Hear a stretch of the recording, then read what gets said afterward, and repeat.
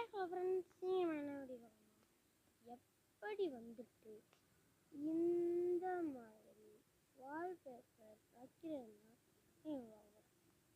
சரி வாங்க, ஃபஸ்ட்டு உங்களுடைய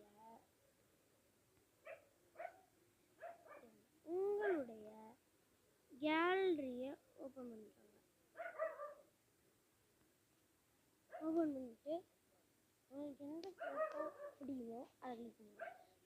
என்கிட்ட இருக்கிற ஒரே ஃபோட்டோ, அந்த ஃபோட்டோவை நான் கிளிக் பண்ணிட்டேன். கிளிக் பண்ணிவிட்டு உங்கள் ஃபோனில் இந்த மாதிரி ஒரு 3 டாட் இருக்கும், அதை கிளிக் பண்ணுங்கள். கிளிக் பண்ணிவிட்டு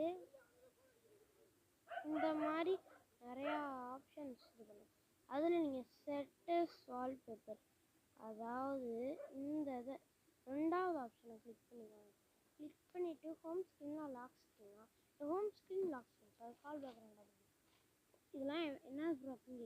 வாங்க, ஹோம் ஸ்க்ரீனாக இருந்துட்டு அது முதல்ல கன்ஃபார்ம் இருக்குது. லாக் ஸ்க்ரீன் ஆன் பண்ணிவிட்டு ஆஃப் பண்ணும்போது கவனி பார்க்குறவங்களோட அந்த வராது.